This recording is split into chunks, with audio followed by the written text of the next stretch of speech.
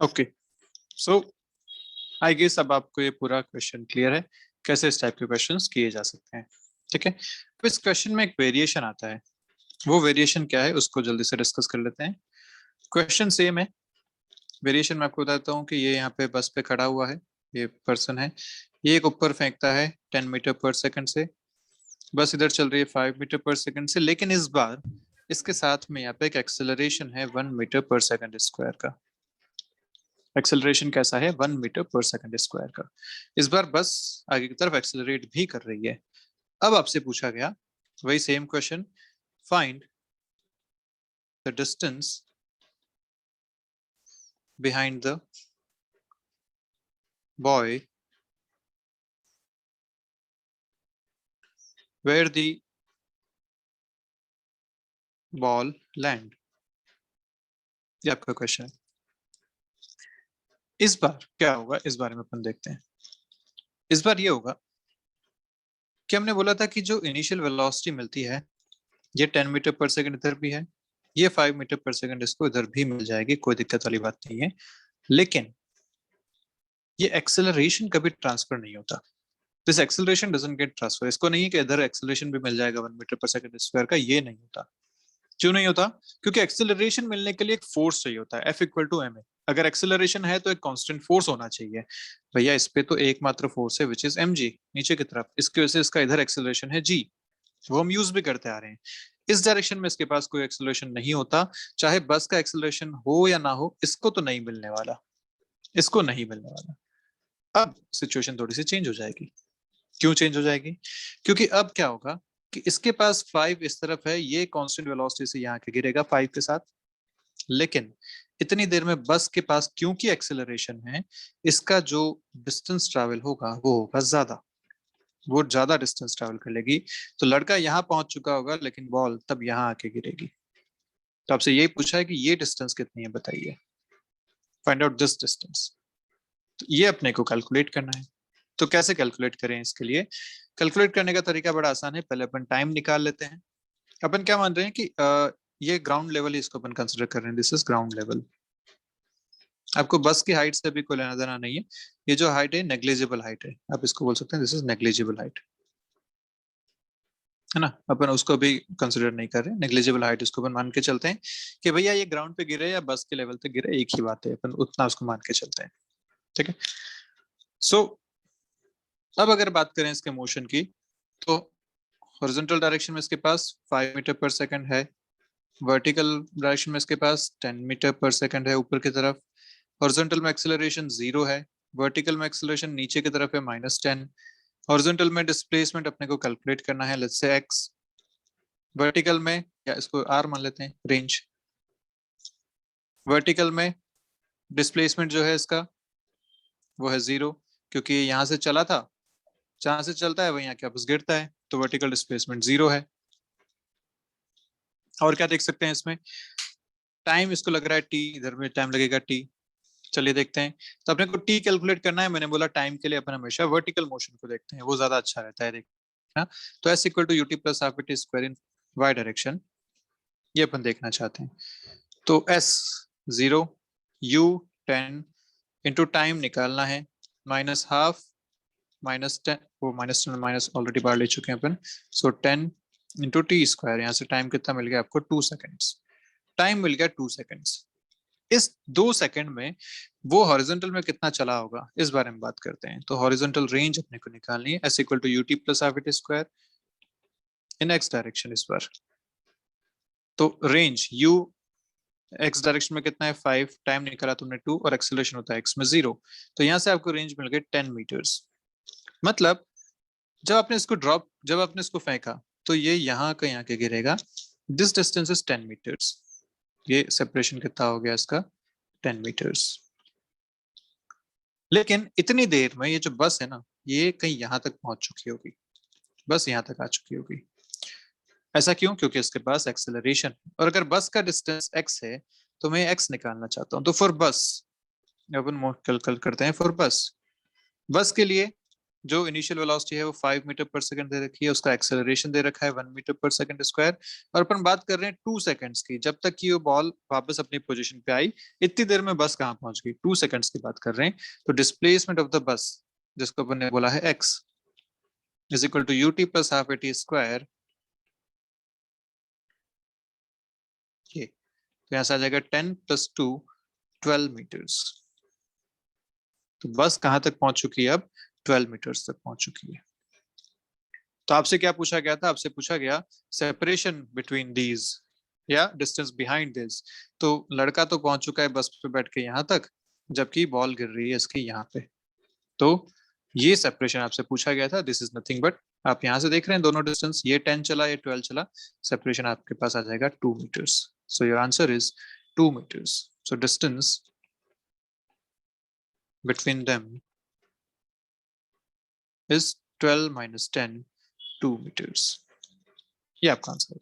तो हमेशा ध्यान के रखना है कि जब कांस्टेंट वेलोसिटी से चल रहा है, जैसे यही क्वेश्चन हमने जब यहाँ किया था, तो बस एक कांस्टेंट वेलोसिटी से चल रही थी, इसके पास कोई एक्सेलरेशन नहीं था। तो क्या हुआ कि ये जहां तक बस पहुंची वहां तक बॉल भी पहुंची, दोनों वापस मिल गए, कोई दिक्कत नहीं हुई, आराम से दोनों साथ साथ चले। ये भी 10 मीटर चली इतनी देर में, ये भी 10 मीटर चली कार भी, तो दोनों का 10-10 मीटर चल के एक ही जगह मिल गए थे। लेकिन जब इसके पास एक्सेलरेशन है तो हम ऐसा नहीं कह सकते कि वो फिर से मिल जाएगा। इस बार अपने को चेक करना पड़ेगा, एक्सेलरेशन की वजह से ये ज्यादा चलेगा, ये कांस्टेंट वेलोसिटी से चलेगा, एक्सेलरेशन ट्रांसफर नहीं होता है। इसलिए यहाँ देखिए एक्स डायरेक्शन में एक्सेलरेशन हमने कितना लिखा है, 0 लिखा है। चाहे बस के पास एक्सेलरेशन था लेकिन फिर भी बॉल को एक्सेलरेशन नहीं दिया गया, ball is 0 acceleration in horizontal direction. ये बात यहाँ पे ध्यान रखना है, acceleration does not gate transfer. Velocity जो है बस की वो जरूर ट्रांसफर हो गई इसके साथ, लेकिन एक्सेलरेशन ट्रांसफर नहीं होता, ये ध्यान रखेंगे। इसके साथ अपन इस क्वेश्चन को आराम से कर सकते हैं। तो ये आपका एक और कॉन्सेप्ट हो गया कि अगर मूविंग ऑब्जेक्ट से किसी को किया जाए तो कैसे सिचुएशन देखी जाएगी। ठीक है, तो यहाँ तक क्लियर सारी बातें? Yes sir. चलिए बहुत बढ़िया, बाकी लोग भी यस बता सर। दीजिए। अच्छा अर्पित, ठीक है, बाकी लोग? Yes sir. Good good good, okay. अब एक और कॉन्सेप्ट है इसमें, कॉन्सेप्ट क्या है ये, वैसे लास्ट कॉन्सेप्ट है प्रोजेक्टाइल का, इसके बाद ऐसा कोई मेजर कॉन्सेप्ट प्रोजेक्टाइल में नहीं है। 2D मोशन तो अभी हालांकि अपना चलेगा, 2D मोशन में अभी अपन सर्कुलर मोशन भी पढ़ेंगे, रिलेटिव मोशन भी पढ़ेंगे। 2D मोशन अपना अभी लगभग 2-4 लेक्चर और लेके जाएगा। प्रोजेक्टाइल जो है वो प्रोजेक्टाइल इस कॉन्सेप्ट के साथ लगभग लगभग खत्म हो जाता है, इसके बाद इस पे कोई और मेजर नहीं बनता। ठीक है, सो जो अपने इसका लास्ट कॉन्सेप्ट बनता है वो क्या कॉन्सेप्ट है? Concept is about projection on an inclined plane, projection on an inclined plane। ठीक है, एक बात मैं क्लियर कर देता हूं कि this concept is not in NEET, NEET में ये नहीं पूछा जाता, जेई में ये पूछा जा सकता है, यस, नीट में नहीं पूछा जाता, तो नीट वाले बच्चों को चिंता करने की जरूरत नहीं है। पर आई वुड सजेस्ट कि आप लोग इसको पढ़ लें, ऐसे ही जैसे मैं जब समझा रहा हूँ समझ लें, बहुत ज्यादा चिंता नहीं करनी है इस पे कि क्वेश्चन कैसा आएगा कैसा नहीं आएगा, वो सब नहीं सोचना। अब पढ़ लें, कॉन्सेप्ट समझ लें, उसमें कोई दिक्कत वाली बात नहीं, प्रोजेक्टाइल मोशन ही है ये पार्ट। अब ये प्रोजेक्शन और इंक्लाइन प्लेन कैसा होता है, क्या होता है, इस बारे में बात करते हैं। तो एक इंक्लाइन प्लेन मतलब एक ऐसा प्लेन जिसका एक स्लोप हो, ऐसा यहाँ पे एक ढलान जैसा प्लेन है ये। इस प्लेन पे आप अगर यहाँ पे खड़े हैं और यहाँ से एक ऑब्जेक्ट को आप थ्रो करते हैं, ऐसे यहाँ से एक ऑब्जेक्ट को आप थ्रो कर रहे हैं, तो इस ऑब्जेक्ट का मोशन कैसा होगा, ये यहाँ के गिरेगा, ऐसा कुछ यहाँ पे गिरेगा। इस बार आप देख पा रहे हैं जो प्रोजेक्टाइल मोशन है वो इस इंक्लाइन प्लेन पे हो रहा है, इस प्लेन पे मोशन हो रहा है। अभी तक हम ग्राउंड से ग्राउंड पे देख रहे थे, या तो ऐसा, या हाइट से अपन ने देखा है ऐसा, इस बार इंक्लाइन प्लेन पे मोशन है ऐसा। ठीक है, अब इसको कैसे देखें, तो इसके करने के दो तरीके होते हैं, इस मोशन को दो तरीके से पढ़ा जाता है। इंक्लाइन प्लेन वही है, एक तो ये कि आप यहाँ नीचे खड़े हैं, आपने इसको किक मारा, ये ऊपर जाएगा ऐसा, एक तो हो सकता है ऐसा मोशन। ठीक है, तो प्रोजेक्शन या projectile up the plane, up the plane मतलब ऊपर जाता हुआ, प्लेन पे ऊपर की तरफ जाता हुआ। एक हो सकता है projectile down the plane, projectile down the plane. ऐसे दो टाइप के मोशन इसमें आते हैं, ठीक है। दोनों मोशन में देखो, अपने पास एक बेसिक फंडा तो अपने पास है ही हमेशा। वो बेसिक फंडा क्या है कि आप मोशन को दो पार्ट में डिवाइड करो, दो पार्ट्स में डिवाइड करो, दो डायरेक्शन में डिवाइड करो। दिस इज द बेसिक फंडा जो हमेशा काम आता है। और ये दो कौन कौन से पार्ट्स होने चाहिए, कौन से डायरेक्शंस होने चाहिए? दो म्यूचुअली परपेंडिकुलर डायरेक्शंस, एक्स और वाई हमेशा म्यूचुअली परपेंडिकुलर होते हैं। और ये मैंने आपको बता रखा है कि मैं एक्स और वाई अपने हिसाब से मान सकता हूँ, मैं जिधर चाहूं उधर एक्स और वाई मान सकता हूँ। तो ये अपने ऊपर है। अब अपन यहाँ क्या करते हैं, ध्यान से समझना। इंक्लाइन प्लेन का एंगल दे रखा है आपको अल्फा। इस इंक्लाइन का angle is alpha from horizontal, this is horizontal. उससे ये जो प्लेन है इसका एंगल आपको दे रखा है अल्फा। तो यहाँ पे एक नया एंगल आ गया अल्फा। जो थीटा इस बार है, वो थीटा आप देखिए यहाँ से कहां से है, प्लेन से इस बार थीटा है। इस बार थीटा कहां से, प्लेन से। अभी तक अपन हॉरिजॉन्टल से थीटा लेते हुए आ रहे थे, है ना, यहाँ से प्रोजेक्ट किया था आपने ऐसा। इस बार आपने थीटा कहां से लिया है, इस प्लेन के सरफेस से एंगल लिया है थीटा। क्लियर है यहाँ तक बातें? ओके। अब सिमिलरली यहाँ भी है, ये एंगल अल्फा है and this angle is theta. Plane से एंगल थीटा और हॉरिजॉन्टल से एंगल अल्फा, ये दो बातें हैं अपने पास। अब अपने को क्या करना है, अपने करने का तरीका बिल्कुल वही। फर्स्ट सिचुएशन, ये यू से इसको फेंका है, ये यू से फेंका है। हमें मानना है यहाँ पे एक्स और वाई एक्सिस। अभी तक हम एक्स और वाई को मानते आ रहे थे हॉरिजॉन्टल और वर्टिकल डायरेक्शन में, क्योंकि मोशन ऐसा ही था, हॉरिजॉन्टल में भी हो रहा था, वर्टिकल में भी हो रहा था। लेकिन इस बार हम यहाँ पे थोड़ा सा चेंज करते हैं। और चेंज क्या करते हैं कि हम एक्स और वाई मानेंगे along the plane and perpendicular to the plane. क्या मानेंगे एक्स और वाई को, X and Y along the plane and perpendicular to the plane. ये हम यहाँ पे मानने वाले हैं, ठीक है। कैसे मानेंगे, देखो, जहां से प्रोजेक्शन हो रहा है उसको तो मान लो ओरिजिन, ऐसा अपन हमेशा करते आए। ये ओरिजिन हो गया। तो इस डायरेक्शन में जो ये इसका मोशन हो रहा है, इसको मैंने मान लिया x axis. This direction is X axis. और इसके परपेंडिकुलर मतलब ये डायरेक्शन, ये जो डायरेक्शन है परपेंडिकुलर हो गई। हाँ, परपेंडिकुलर है। This direction is Y axis. ये अपन ने यहाँ पे कंसिडर कर लिया। ऐसे ही अगर इधर है तो ये आप 0,0 ओरिजिन हो गया आपका। This direction is X axis along the plane, जो डायरेक्शन आपकी बन रही है, this direction is X axis. और इससे परपेंडिकुलर जो इधर बन रहा है, this perpendicular is Y axis. ये आपको यहाँ पे मान के चलना है। अब करने का तरीका बिल्कुल वही है जो आप कर रहे आ रहे थे। एक्स में ये इनिशियल स्पीड, वाई में इनिशियल स्पीड, एक्स में एक्सेलरेशन, वाई में एक्सेलरेशन, एक्स में डिस्प्लेसमेंट, वाई में डिस्प्लेसमेंट, सब कुछ बातें वही है। इक्वेशन भी वैसे ही लगानी है, पर इस बार अपने को लिखना आना चाहिए इनिशियल स्पीड और इनिशियल एक्सेलरेशन या एक्सेलरेशन कैसे कैसे है, ठीक है। तो मैं एक एक केस को पहले कंसिडर करता हूँ। पहले मैं ये केस लिस्ट से उठा लेता हूँ। तो मैं इस केस को इधर लेके चलता हूँ। सबसे पहले अपन बात करते हैं ये डाउन द इंक्लाइन। ओके, इस केस की बात करते हैं। तो इस केस में एक्स एक्सिस पे और वाई एक्सिस पे ये अपने को दो बातें करनी है। Initial speed in x. अब यू आपको पता है, एक्स एक्सिस आपको पता है, थीटा आपको दिख रहा है कि जो यू है उसका थीटा एंगल एक्स के साथ है। जिधर हम जानते हैं जिधर थीटा उधर कौन सा कंपोनेंट बनता है, यू कॉस थीटा। तो ये तो अपने को दिख रहा है, this is U cos theta and similarly U Y is U sine theta. ये हॉरिजॉन्टल वर्टिकल नहीं है। अब अलोंग द प्लेन और परपेंडिकुलर टू द प्लेन की बात हो रही है। तो अलोंग द प्लेन जो इसका कंपोनेंट आएगा, इस u का जो कंपोनेंट आएगा वो आएगा u cos थीटा इस डायरेक्शन में, इधर आएगा u sin थीटा इस डायरेक्शन में। वो अपन यहाँ पे लिख लिए। ओके, दूसरी बात, अब बात करते हैं एक्सेलरेशन की। अब यहाँ पे जो खास बात आती है कि acceleration in x is not zero. क्यों नहीं जीरो? तो देखो, जब एक इंक्लाइन प्लेन की बात है, अपन ने पहले भी बात की थी वेक्टर्स में भी कि मोशन इन 1D में भी बात की थी कि यहाँ पे जब ऑब्जेक्ट रखा हुआ है तो इस पे नीचे की तरफ लगता है इसका mg, या इसका एक्सेलरेशन जो होता है g इस तरफ होता है। और अगर ये एंगल अल्फा है तो यहाँ पे हम दो डायरेक्शन में इसके कंपोनेंट्स लेते थे। एक डायरेक्शन होता था अलोंग द प्लेन, एक होता था परपेंडिकुलर टू द प्लेन। अगर ये एंगल अल्फा है तो this angle is 90, this angle is 90 minus alpha. तो अगर वो 90 माइनस अल्फा है तो this angle is again alpha. इसको जूम कर लेता हूँ, देखिए ये एंगल अल्फा है तो दिस एंगल इज 90 है, this angle is 90 minus alpha, तो ये बचा आपके पास फिर से अल्फा। अगर ये अल्फा है तो इस डायरेक्शन वाला जो कंपोनेंट आएगा वो आएगा जी कॉस अल्फा, और इस डायरेक्शन वाला जो कंपोनेंट आएगा वो आएगा जी साइन अल्फा। ये दो कंपोनेंट्स आपके पास आते हैं।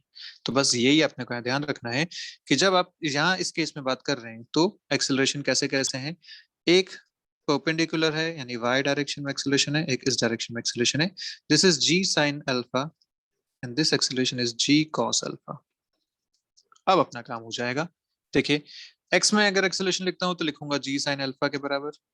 x में एक्सेलरेशन कितना है, इधर एक्सेलरेशन भी इधर है, x डायरेक्शन भी इधर है, this is g sin alpha. y में अगर लिखता हूं तो y ऊपर की तरफ पॉजिटिव है, एक्सेलरेशन नीचे की तरफ है, तो नेगेटिव लिखना पड़ेगा, माइनस जी कॉस अल्फा। ये बस यहाँ पे बात इतनी सी समझने वाली है, उसके अलावा सब कुछ सेम है। ये एक्सेलरेशन अगर बात समझ में आ गई अपने को तो अपन अब सारे क्वेश्चंस बना सकते हैं। क्या क्या हो गया, इस जी के दो कंपोनेंट्स लिए, एक अलोंग द प्लेन एक perpendicular the plane, angle alpha था तो ये एंगल अल्फा बना, जिधर अल्फा उधर कॉस अल्फा, बाकी वाला साइन अल्फा। ये करस्पॉन्डिंग अपन ने यहाँ देख लिए, एक्स की तरफ जी साइन अल्फा बन रहा है तो acceleration is acceleration G sine alpha, Y के अपोजिट डायरेक्शन में जी कॉस अल्फा बन रहा है तो माइनस जी कॉस अल्फा ही हो गया।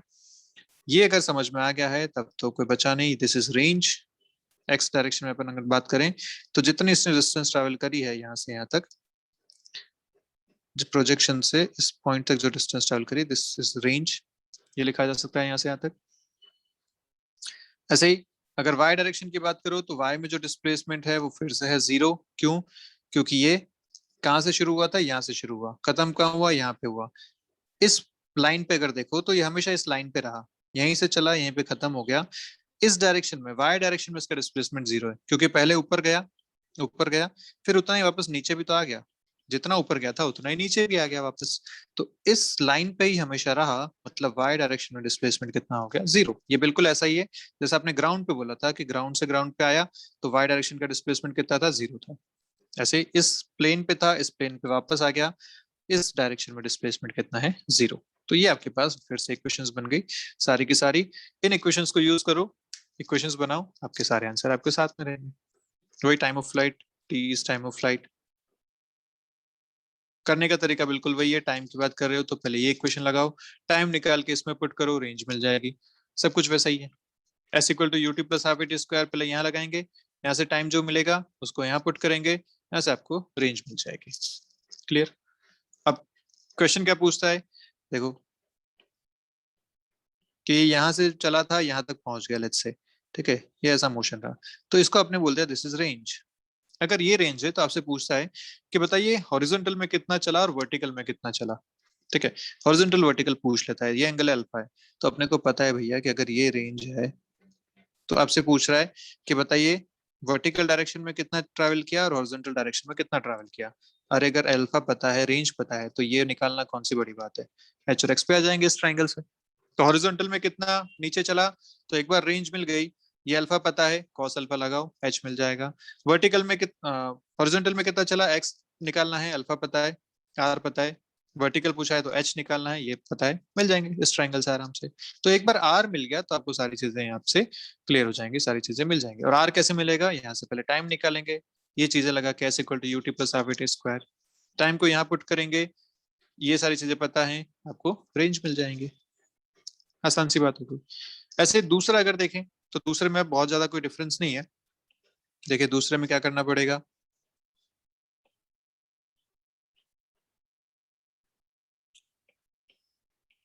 अगर दूसरा देखा जाए तो फिर से वही दो बातें। जी की अगर बात करें तो डाउन द प्लेन एक जी इधर है, तो जी कॉस अल्फा इस तरफ है और जी साइन अल्फा इस तरफ है, इसमें तो कोई चेंज नहीं होगा, ये तो हमेशा ऐसा ही है। ओके, इनिशियल स्पीड अगर देखो तो यू एक्स, एक्स डायरेक्शन की बात करो तो फिर से ये एक्स डायरेक्शन है, ये यू है, एंगल थीटा है, तो कितना आ जाएगा यू कॉस थीटा, ये भी ठीक है।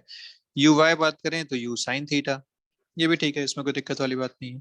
अगर यहाँ बात करें एक्सेलरेशन इन एक्स, तो देखिए एक्स इस बार इस तरफ है और जी साइन अल्फा इस तरफ है, अपोजिट डायरेक्शन में, this is X direction, G sine alpha इस डायरेक्शन में, तो यहाँ लिखा गया था माइनस जी साइन अल्फा, ये इसका चेंज आता है बस। ऊपर प्लस जी साइन अल्फा था, यहाँ पे माइनस जी साइन अल्फा हो जाएगा। उसके बाद अगर यहाँ देखें एक्सेलरेशन इन वाई, तो देखिए ये ऊपर y है, ये नीचे की तरफ g cos अल्फा है, तो this is minus g cos alpha. इस बार दोनों में एक्सेलरेशन नेगेटिव नेगेटिव हो गया। डिस्प्लेसमेंट की बात करो तो इसमें भी रेंज है, इसमें डिस्प्लेसमेंट की बात करो तो इसमें जीरो है, सेम कॉन्सेप्ट जीरो का, इस प्लेन पे था, यहाँ से यहाँ तक पहुंचा, y डायरेक्शन में जीरो रहेगा। और ये जो इसकी रेंज है, रेंज यहाँ पे लिखी जा सकती है, यहाँ से यहाँ तक जहां तक ये चला, दिस इज रेंज, ये देख सकते हैं। फिर से बात, टाइम टी के बराबर टाइम ऑफ फ्लाइट, इधर भी टाइम टी के बराबर टाइम ऑफ फ्लाइट। देखो यहाँ से अपना आंसर बताओ, टाइम कहाँ से निकालोगे, टाइम यहाँ से मिलेगा, टाइम को यहाँ पुट करोगे, रेंज मिलेगी, एक बार रेंज मिल गई तो हॉरिजॉन्टल वर्टिकल अगर पूछा जाए तो वो भी निकाला जा सकता है। दिस इज रेंज, ये एंगल अल्फा है, हॉरिजॉन्टल में कितना ट्रैवल किया, हॉरिजॉन्टल में कितना ट्रैवल किया, वर्टिकल में कितना ट्रैवल किया, सब कुछ यहाँ से आपको मिल सकता है। तो ये एक कॉन्सेप्ट बनता है जो इंक्लाइन प्लेन पे प्रोजेक्शन से रिलेटेड कॉन्सेप्ट बनता है। तो आई गेस यहाँ तक सारी बातें क्लियर है आप लोगों को, कैसे प्रोजेक्शन लेना है, कैसे इनके कंपोनेंट्स लेने हैं, yes no? Yes sir. Okay, yes तो सर। ये कौन, ठीक है, बहुत बढ़िया। तो ये कॉन्सेप्ट जेई में है, नीट वाले बच्चों चिंता नहीं करनी है, आज तक कोई क्वेश्चन इस पे नहीं पूछा गया है और मुश्किल इस पे पूछा भी जाएगा, नहीं पूछा जाएगा, तो आप मस्त रहो। जेई वाले बच्चों के लिए ये एक आसान कॉन्सेप्ट है, जितना कि आप आगे अब जाके पढ़ने वाले हैं कंपेयर टू नीट। जेई में हम बहुत डेप्थ तक जाते हैं, मतलब हम बहुत वैरायटी ऑफ क्वेश्चंस करते हैं, थोड़े टफ क्वेश्चंस भी करते हैं, तो उनके लिए ये आसान एक कॉन्सेप्ट है, तो ये हमें ध्यान रखना है, ठीक है। ओके, तो इसके साथ आपका प्रोजेक्टाइल मोशन खत्म होता है, मोशन इन 2D चैप्टर अभी चल रहा है, प्रोजेक्टाइल मोशन वाला पोर्शन इसमें खत्म होता है। अब हम बात करेंगे नेक्स्ट टाइम पे relative motion in 2D, relative motion, ठीक है। तो हमने 1D में रिलेटिव मोशन ऑलरेडी किया हुआ है, जब हमने 1D पढ़ा था तो 1D में रिलेटिव मोशन किया था। हम इसके एक दो क्वेश्चन जरूर प्रैक्टिस कर लेंगे, कुछ क्वेश्चन हम इसके करेंगे अभी, कुछ क्वेश्चंस वहां रह गए।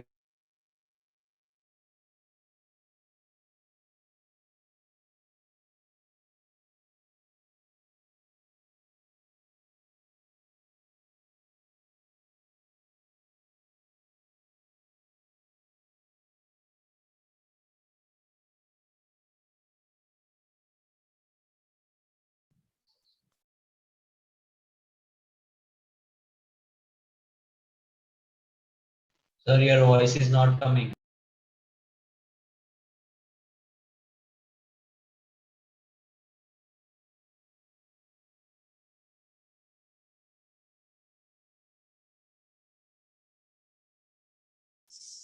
Yes sir. चलिए, तो बात कर रहे हैं हम रिलेटिव मोशन की। आपको याद है रिलेटिव मोशन किसको बोला था हमने, एनी आइडिया, कोई बताएगा मुझे किसे बोला था रिलेटिव मोशन? अर्पित, क्या था रिलेटिव मोशन?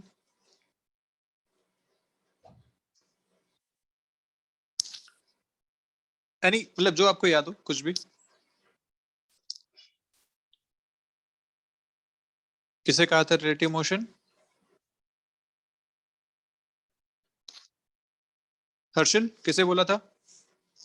सर किसी रेफरेंस में। किसी रेफरेंस में क्या?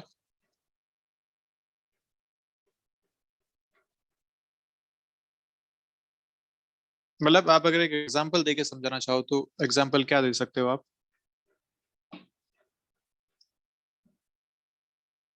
सर हाँ आपने हर्षल, हाँ। आपने कार वाला एग्जांपल दिया था वो। बिल्कुल ठीक बात है। अपने एक बहुत सिंपल सा एग्जांपल लिया था कार वाला, कि आप अपनी कार में बैठे हैं, सामने से एक कार आ रही है, तो वो कार एकदम जब्त से आपको क्रॉस करते हुए दिखाई देती है कि एकदम फास्ट निकल गई, लेकिन वही कार से तो धीमे धीमे निकलते हुए दिखाई देती है। दोनों बार कार की स्पीड सेम थी लेकिन डायरेक्शन अलग अलग थी। तो ये था रिलेटिव मोशन का कॉन्सेप्ट, कि आप एक ऑब्जेक्ट के मोशन को किसी दूसरे ऑब्जेक्ट के मोशन के रेफरेंस में देखते हो, ऑब्जर्व करते हो। आप अपनी कार में बैठे हो, आपकी खुद की कार चल रही है, ग्राउंड पे अगर कोई बंदा खड़ा है तो आपकी कार को जाते हुए देख रहा है वो, लेकिन आप खुद एक मोशन में हो और किसी और के मोशन को ऑब्जर्व कर रहे हो, तो ये होता है रिलेटिव मोशन। अब रिलेटिव मोशन 1D की जब हमने बात की थी तो हमने बड़ी आसानी से ऐसा बोला था कि अगर यहाँ पे एक कार है, यहाँ पे एक कार है, अगर ये कार इस डायरेक्शन में चल रही है, इस डायरेक्शन में चल रही है, this is u1, this is u2, तो रिलेटिव मोशन के केस में, रिलेटिव मोशन के केस में अगर मैं 1 और 2 बोलूं इसे, तो मैं बोलता हूं velocity of 1 with respect to 2, with respect to 2 मतलब 2 मेरा रेफरेंस है। तो जब 2 रेफरेंस होता है तो मैं इस कार के अंदर बैठ गया हूं और इस कार को रोक दिया मैंने। ये होता है रेफरेंस का मतलब। रेफरेंस मतलब आप इस कार पे बैठ चुके हो और इस कार का आपको मोशन ने आप इस कार के मोशन को आपने रोक दिया। इसका मतलब ये आ गया रेस्ट पे। अगर ये रेस्ट पे है तो ये कब रेस्ट पे कंसिडर किया जा सकता है, जब इसकी वेलोसिटी भी आप इसको दे दो इन अपोजिट डायरेक्शन। ये बात हमने उस टाइम करी थी। तो यहाँ पे लिख सकता हूँ this is v1 minus v2। This is velocity of 1 with respect to 2, या velocity of a with respect to b हमने वहां लिखा था va माइनस vb। ये हमने वहां पे एक फॉर्मूला लिखा था, and this formula is always valid. Relative motion का फॉर्मूला है 1d 2d, किसी में भी हमेशा वैलिड रहेगा, इसमें कोई दिक्कत वाली बात नहीं है। तो आप अगर इसकी वेलोसिटी देखेंगे तो आप जब 2 को रोक रहे हैं तो आपने क्या किया, रिलेटिव वेलोसिटी के लिए माइनस वेलोसिटी ऑफ 2 किया। माइनस वेलोसिटी ऑफ 2 मतलब जो भी इसकी वेलोसिटी है वो अपोजिट डायरेक्शन में, माइनस का मतलब अपोजिट डायरेक्शन। तो अपोजिट मतलब ये अपोजिट डायरेक्शन में आप इसको पकड़ा दीजिए। इसको जब पकड़ा देंगे तो रिलेटिव में ये हो जाएगा इसके पास u2, u1 इसके पास ऑलरेडी था। तो अब जो इसकी नेट वेलोसिटी हो जाएगी रिलेटिव वेलोसिटी, आप लिखेंगे कि this u relative is equal to u1 plus u2। ये हो गया।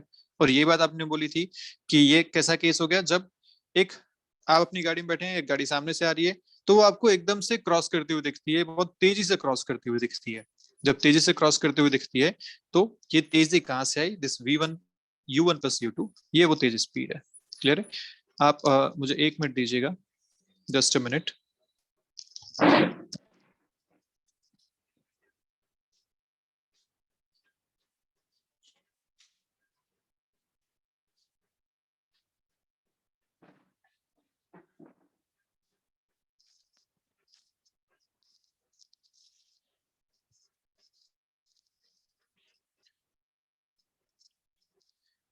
ओके, और ऐसे ही जब आप इसे अपोजिट देखें कि भैया एक कार यहाँ पे है और इस कार में ये इधर चल रही है u1 से, और ऐसे एक कार यहाँ पे है इसके पैरेलल, वो इधर चल रही है with speed u2, this car is 1, this car is 2, तब आप बोलेंगे कि velocity of 1 with respect to 2 is velocity of 1 minus velocity of 2।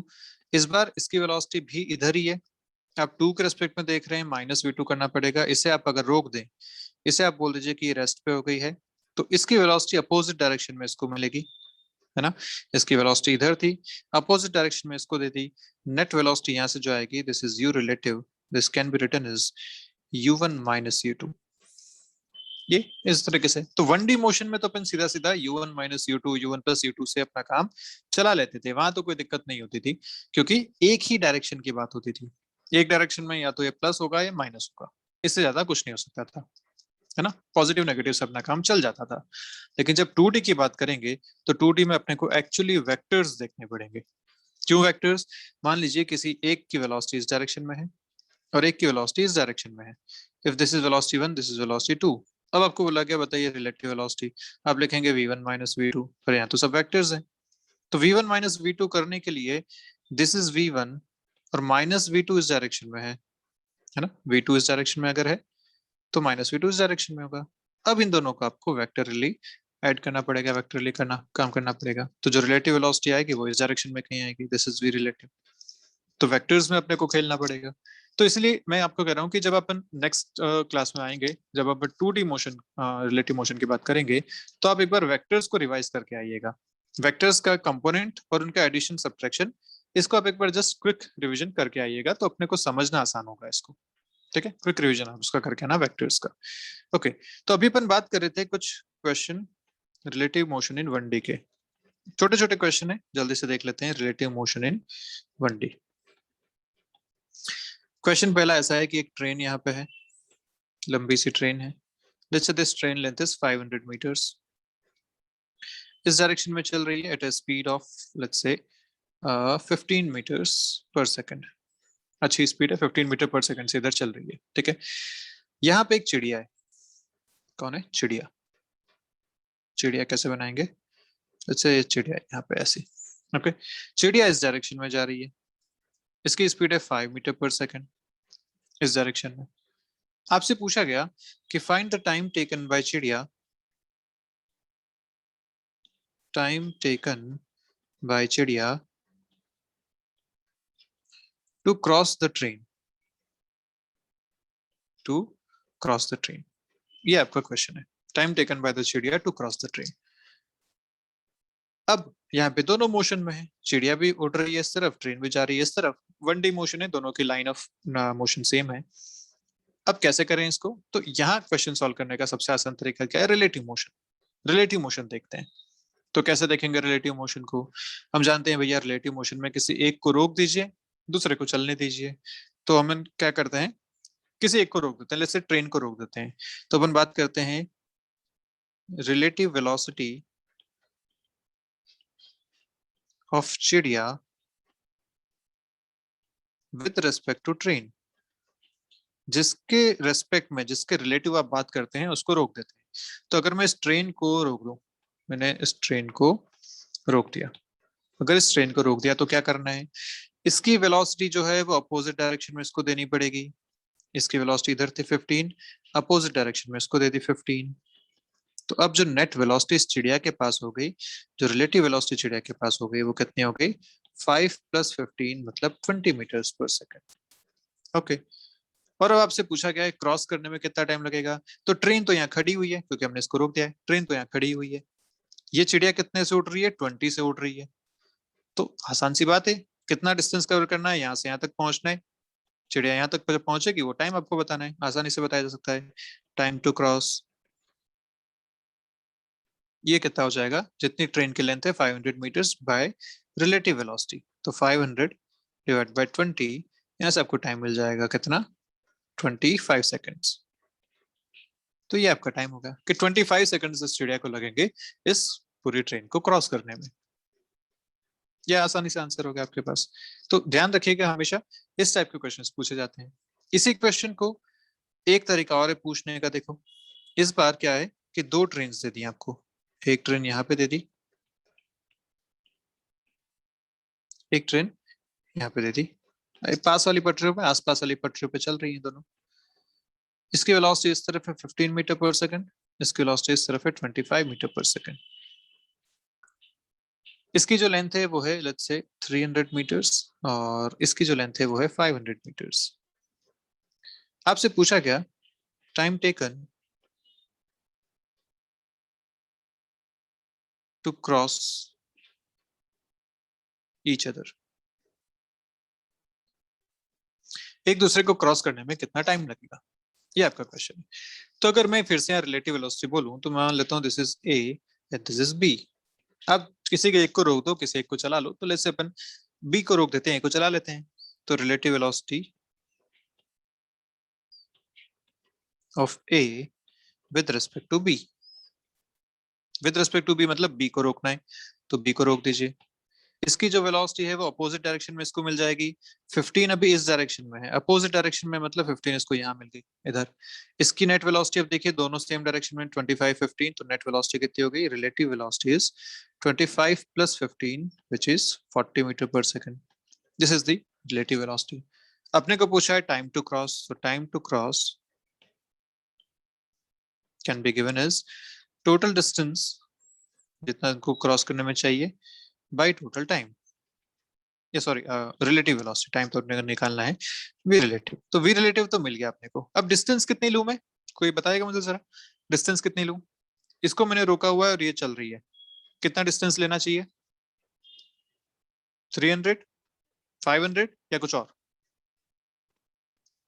Anyone कोई आंसर दीजिए, कितना इसमें आना चाहिए?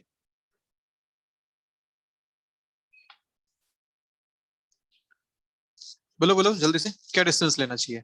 Any guesses? कितना ले डिस्टेंस? 300, 500 या कुछ और? अर्पित क्या लूं, बताओ जल्दी से।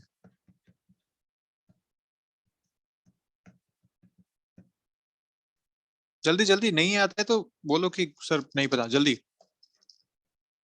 सर 500। 500 लेनी चाहिए। हर्षिल तू क्या कहता है, कितनी लेनी चाहिए? 200। 200 सब्ट्रैक्ट कर दिया। ओके सादिया क्या लगता है कितने लेनी चाहिए?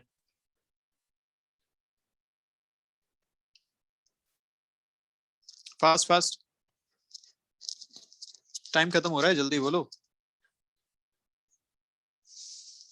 ओके श्रुति कितनी डिस्टेंस लेनी चाहिए?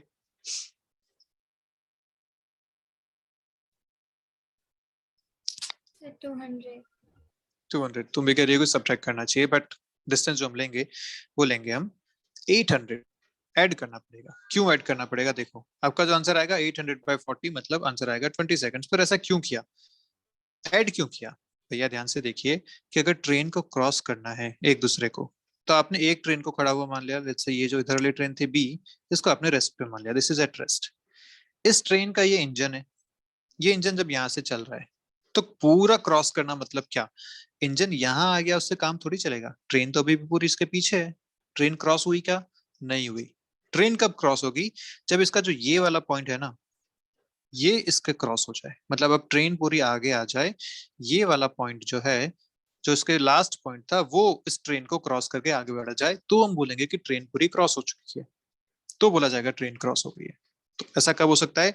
जब ये यहां से यहां तक पहुंच जाए, in this distance is this plus this, तो हम बोलेंगे कि ये पूरी क्रॉस हो गई। तो this is 500, this is 300, total distance is 800।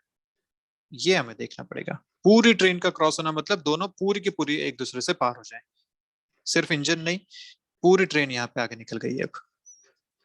तो ये अपना तरीका है, इसमें आप डिस्टेंस बोलेंगे, डिस्टेंस इज 800 मीटर्स। क्लियर है यहाँ तक अच्छे से?